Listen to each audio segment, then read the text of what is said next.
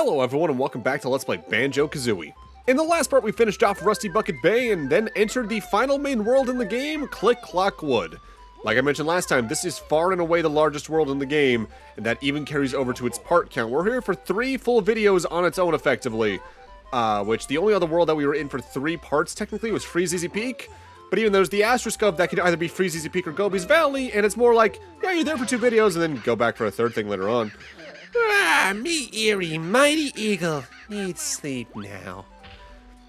Eerie, or Irie, is one of our other long-term Jiggies in this world. We hatch them here, and then we're going to deal with helping them grow up across the next several seasons before we actively get a Jiggy at the end of the world. Technically speaking, she's the most involved Jiggy in the game. So my first goal here outside of hatching Irie is to get up here towards where this branch is on the tree, where not only is the green Jinjo for us, but this is also technically the highest peak you can reach in Click Clock Wood, so of course if we enter this door, our first Jiggy for the world is within.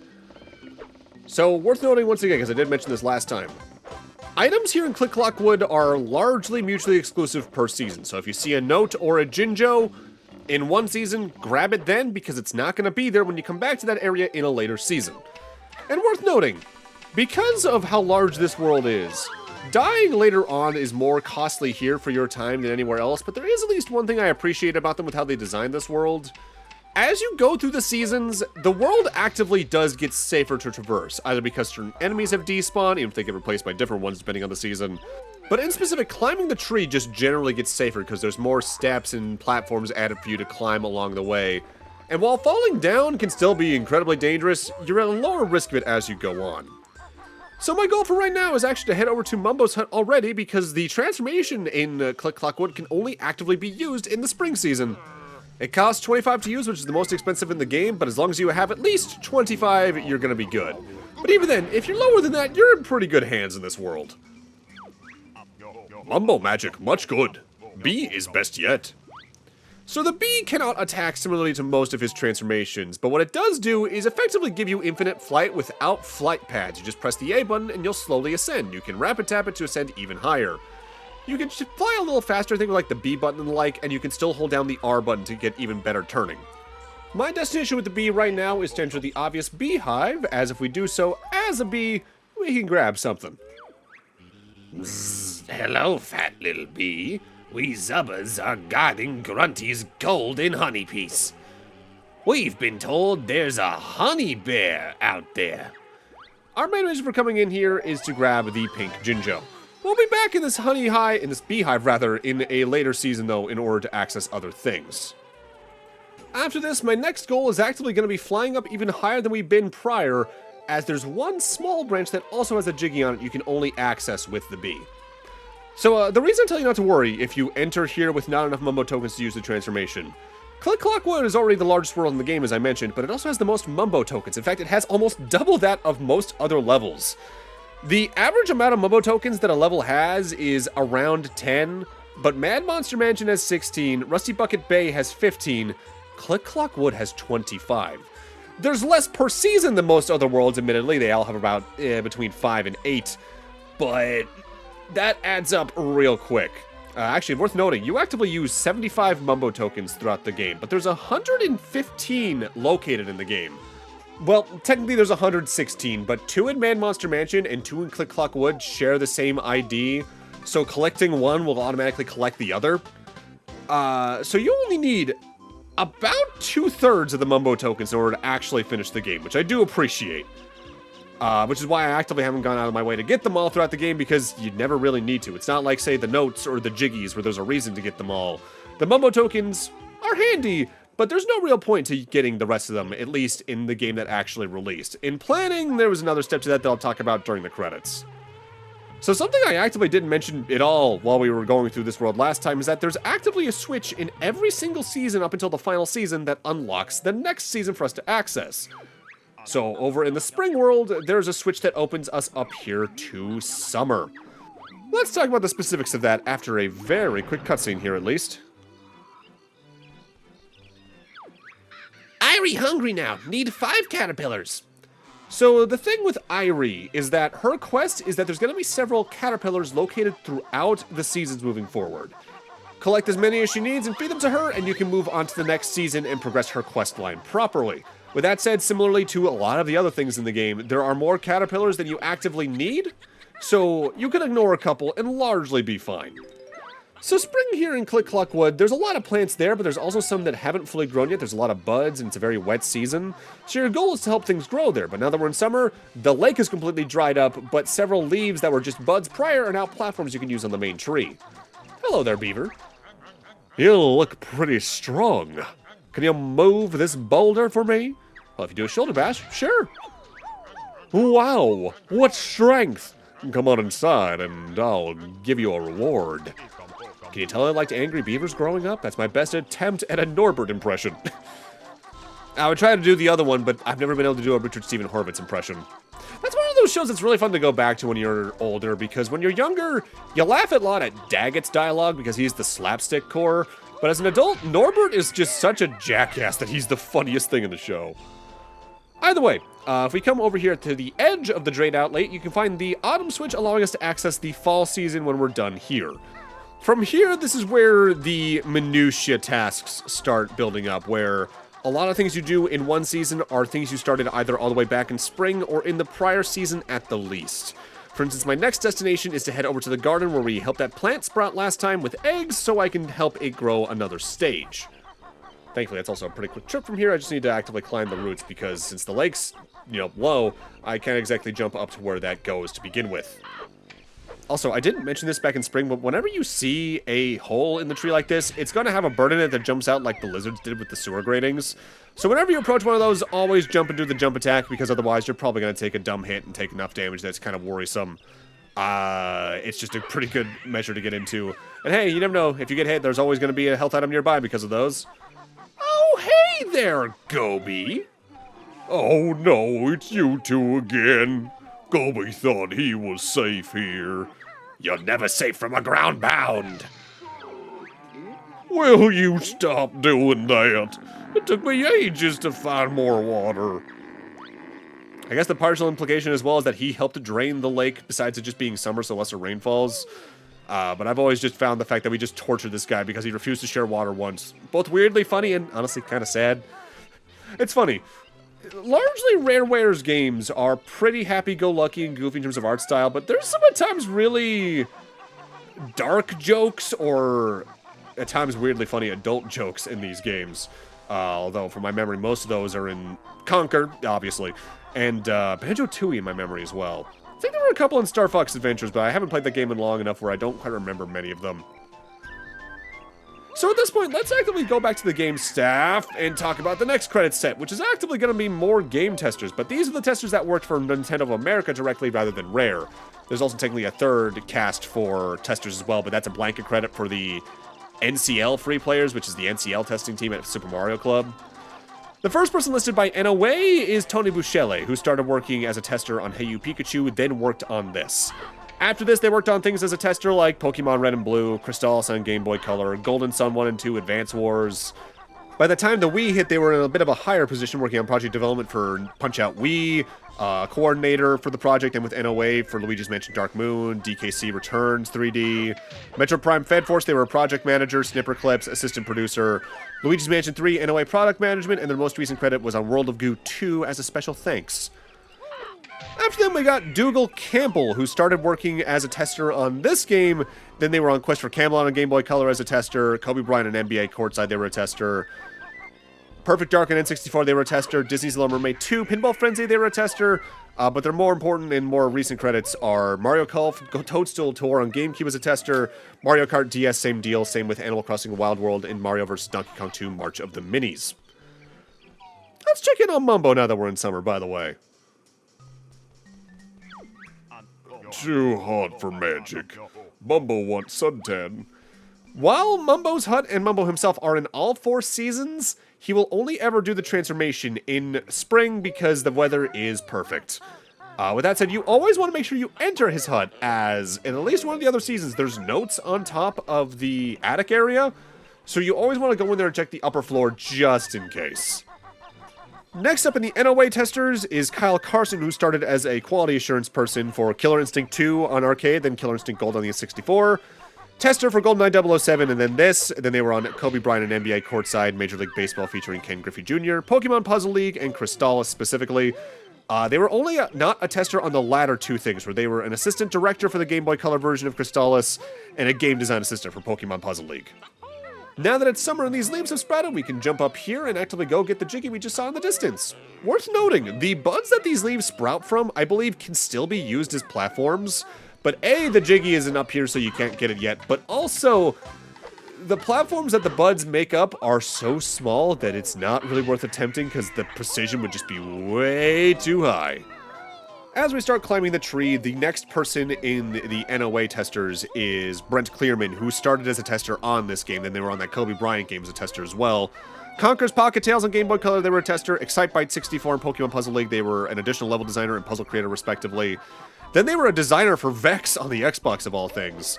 But the next game of real note, to me at least, is Nitro Bike on the PS2 as part of Left Field Productions. As post-Vex, they largely worked on MTX Mototracks games, or poker games, weirdly, of all things, as part of a developing team. After him in the list is Sean Egan, who also started as a tester on this game, then were part of the special thanks to Jet Force Gemini. Donkey Kong Country on the Game Boy Color, they were part of NOA staff. Pokemon Puzzle Challenge, they were testing. Luigi's Mansion, they were part of the debug team. But after that, they worked on things like Mario Party 5 and the original Fire Emblem that were released here in the West, so Fire Emblem 7 as a tester. Through 2004, they still worked as a tester, doing things like Metroid Prime 2, Mario Party 6, Sacred Stones, Mario Kart DS, Mario Party Advance, they were testing, Drill Dozer, they were part of the testing staff, and they're still actively working on games for Nintendo to this day for testing. Now that it's summer, we can actively ground pound our way into the Zubba Hive and try to get this Jiggy. The honey bear. He's after Grunty's golden honey piece. Sting 'em, Zubbas. This is the combat challenge for Click Clock Wood, and it's going to be a bunch of the Zubbas coming out of the hive to try and just sting you outright. You can try to hit them one at a time, but if you actively have enough golden feathers, especially if you did the cheat for that through a Cheeto we got last time, you can just stand on top of the platform where the Jiggy is and use Wonder Wing, and they'll all fly into you and die, which is honestly the most efficient way to do this. And on a lot of playthroughs, that's actively how I do get this Jiggy, but not this run for me specifically. Worth noting, well, it looks like there's an infinite amount of them. You are killing a set amount of them as you do this. In fact, you can even tell that by the time you get to the last one as it just waits until it leaves to spawn back in. Sorry, he's beating us. Oh, well, you're getting bored of guarding it anyway. But yeah, Sean Egan, their most recent credits are on like the Switch 2 version of Breath of the Wild as a product tester, Mario RPG's remake as a tester, Tears of the Kingdom and Special Thanks, Live Alive's remake on Switch as a tester. So they're actively involved with Nintendo's testing team, if not even a higher up member of it to this day. After him is William Geese, who started actually as the cover artist for a game called Transylvania on DOS. But between that and 86 and 1996, they joined Nintendo of America's Quality Assurance team. The first credit for that, listed on Moby Games at least, is Killer Instinct Gold. Then they worked on a lot of the Rareware games moving forward for that, like GoldenEye and Banjo-Kazooie. They were a coordinator for Pokemon Red, Blue, as well as Gold, Silver, and I believe even Crystal.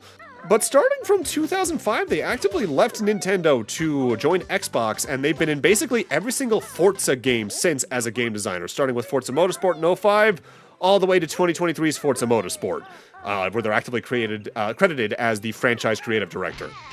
So that Jiggy I just got in the slowly growing house here on the tree is probably the most dangerous Jiggy to grab in the entire world, because if you miss the jump, and especially if you don't have your double jump anymore because you used it instead of like talon trotting over there, the fall is high enough, even if you land on the higher stump, that if you're lower on health, it's probably going to be enough to kill you.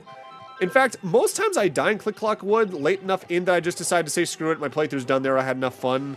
It's either I fall there, drown in a specific place in the winter season, or fall very last second at the very end of the world to begin with. And it's rough feeling in every single time it happens to me. Before I go back to the NOA testing team, let's go check in on Nabnuts in his shack and see how he's doing. Hello, squirrely friend. How are you?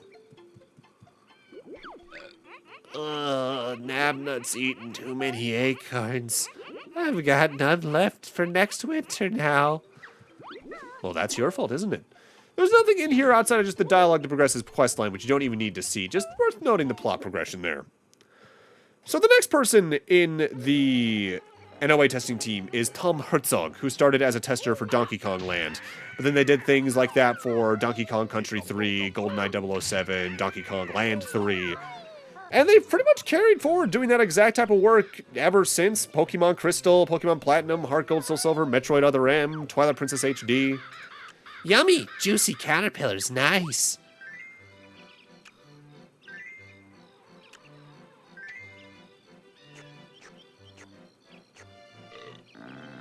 And with that, Eerie grows even larger. Eerie fall now, needs more sleep. And with that, we'll now have to come back to them in fall to help feed them some more. In fact, with this, we're actively done here in the summer season, so I'm going to speed our way back to the entrance so we can actively go into fall and do stuff over there. Yeah, Tom Herzog's most recent credits include things like being a product tester for NOA for Donkey Kong Bonanza, Mario RPG's remake, Mario Brothers Wonder, Detective Pikachu Returns. They are very actively involved. If there's a major Pokemon release, especially post-2000, they're probably an NOA product tester for it in some way. So let's talk about the fall season here in Click Clock Wood. Bear, get Eerie more caterpillars. Need 10 this time. Again, there's enough caterpillars between the seasons you actively feed Eerie where you can have more than enough by the time you actively reach them, especially if you look around carefully, because fall is easily the most prevalent season here in Click Clock Wood. There's more items, there's more notes especially than any of the other seasons combined. And the major mechanical change now is that certain leaves have fallen off, of course, so there's certain things like the leaves we used to get the Jiggy earlier this part that have fallen off. But that's also created new little mounds you can climb with the Talon Trot to reach certain other areas or other items more easily. Additionally, because I'm assuming the rains came back with the end of summer or that Gobi couldn't drink it anymore, the lake has returned, so you can actively use that. And what's notable about that is that because we broke the rock for the beaver back in summer, we can potentially swim up there to go see them because the hill to reach their house was too high for us to climb even with Talon Trot. Worth noting though, you might think, okay, well, if the beaver's house is only accessible when the water's high, I could probably go back to spring and go back in there, right? No. The way this world treats itself world state-wise is that you're constantly moving forward in time. So the events in spring are always before the events in summer and so on. So, while I did break the rock for that beaver in summer, if I went back to spring to try and get into the beaver's house from there, the rock would still not be broken. In fact, he'd be standing directly in front of it going, "Can you help me, please?" Because, he's underwater. But now that it's summer, I can go up there, or because it's autumn now, I can go up there properly and get the reward from him for breaking that rock. There's always been a part of me that's very split on this world, because I actively do really like season-based level design and mechanics. Heck, Oracle of Seasons was one of my favorite Zelda games growing up for that exact reason. But in a 3D platformer like this, it definitely gets very repetitive as you're effectively just checking slightly differentiated versions of the same level design 4 different times.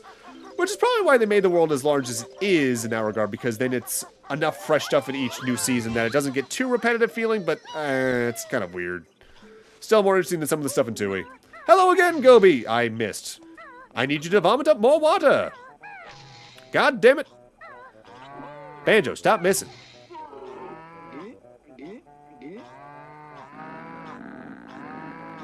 And with that, the plant has now fully flowered, and a Jiggy spawns on top of it.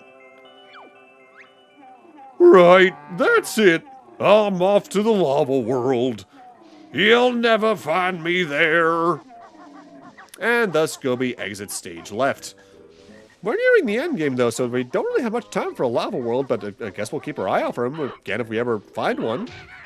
At this point though, I finally go out of my way to go check out the beaver's house, which is deep underwater, so make sure you go in with a fresh bit of air as close to where the entrance is as you can, otherwise you might risk a drowning. And like I said earlier, one of the ways I often die in this world is I will just overestimate my air meter and dive in a little too easily when trying to do things and drown. But that more happens in winter than it does here in spring or in autumn. All right, Mr. Beaver, who has a name I never remember, what do you got for me? Oh, here you are at last. I've been waiting months to give you this. Also, make sure you grab the notes while you're here. So as I now start, I believe, climbing the tree and grabbing a lot of notes along the way, let's go on to the next person in the NOA testers audience. Namely, Michael Kelbach is next, who started as a vocal talent for Metal Combat Falcon's Revenge, a Super Nintendo game by Intelligent Systems. They were then a debugger for Earthbound, did testing for Donkey Kong Country 2, as well as Donkey Kong Land. Shadows of the Empire on the N64, they were part of NOA's testing thing. Donkey Kong Country 3, same deal. After this, they worked on that Kobe Bryant game we've heard the name of a couple times. Special thanks in Jet Force Gemini. Tester on Star Wars, Episode 1 Racer, StarCraft 64 tester, Excitebike 64. Golden Sun, they were a tester, as well as The Lost Age. Metroid Prime, they were a testing director, interestingly. Because around then, their role shifted because they were then more of a major voice at Retro Studios than anything, being a senior producer for a lot of their games moving forward, like a senior producer for Metroid Prime 2, executive producer on Prime 3 and Donkey Kong Country Returns. Same deal with Donkey Kong Country Returns 3D, Tropical Freeze on both versions of it, as well as Metroid Prime Remastered. After him is Sarah Osborne, whose first role as a tester was on GoldenEye 007, then they were on Tetrasphere. Donkey Kong Land 3, 007 on the Game Boy, they were in the special thanks. Post Banjo-Kazooie, they were a coordinator for Pokemon's Red, Blue, and Yellow, a tester for both versions of Star Wars Episode 1 Racer, but their final two roles were as a special thanks in Puzzle League and tester for Donkey Kong Land 3. Mumbo busy, sweep many leaves. And that's why we can't actively do anything with Mumbo here in this season. One more time to come here, though, but make sure you always check the roof, like I said, as this is the season especially where they place some notes up here. Very often, if there's notes I'm missing in Click Clockwood, it's these four because I just forget to check his hut in every single season. Well, at least the interior of it, because I always remember there's actually, I believe, a Jinjo on top of his hut over in winter. The final listed tester for NOA is Patrick Taylor, who started on this game. They then did similar work for Donkey Kong 64, Jet Force Gemini, Mario Party 4, Toadstool Tour, Pokemon Dash, Mario 64 DS, Star Fox Assault, Pokemon Diamond and Pearl, Phantom Hourglass, Heart Gold, Soul Silver.